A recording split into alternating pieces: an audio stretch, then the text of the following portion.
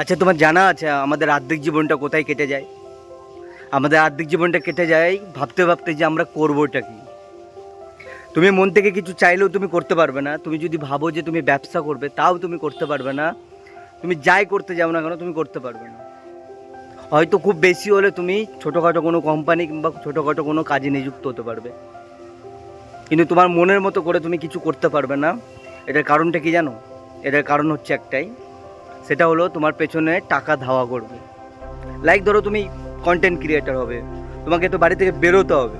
তুমি বাড়ি থেকে বেরিয়ে ব্লগ বানাবে কিংবা যাই শ্যুট করতে যাও, ওর জন্য তো গাড়ি নিয়ে যাবে, গাড়ির পেট্রোলটা দরকার। একদিন দুদিন ম্যানেজ করে দেবে, কিংবা 1 মাস ম্যানেজ করে দেবে। দিনের পর দিনের তো তোমার ম্যানেজ করা মানে তুমি করতে পারবে না, তাই না? তো সেই জায়গা থেকে ভেবে দেখবে, তুমি ব্যবসা করতে গেলেও, ব্যবসাটাও সেম জিনিস। তুমি ব্যবসা করতে গেলেও প্রথমে তোমাকে ইনভেস্ট করতে হবে। লস লাভ তো দূরের কথা, প্রথমে ইনভেস্ট করতে হবে। ব্যবসা করবে, লাভ হবে, তবেই না। কিন্তু ওই ইনভেস্টটা যে সঠিক জায়গায় করছো সেটারও তুমি গ্যারান্টি দিতে পারবে না। তো আমরা সেই জায়গা থেকেই পিছিয়ে যাই। আমাদের ভেতরে অনেকেই আছে যাদের অনেক প্রতিভা, অথচ তারা ইনকাম ঠিকঠাক করতে পারছে না, তাদের প্রতিভাটা দেখাতে পারছে না। কারণটা ওই একটাই, সেটা হচ্ছে টাকা। তাই টাকার টেনশনটা মাথা থেকে হাঁটাও।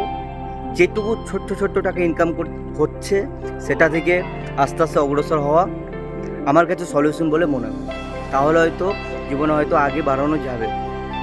হঠাৎ করে তুমি যদি কিছু ভাবো যে আমি এই করবো ওই করবো, পারবে না, অসম্ভব।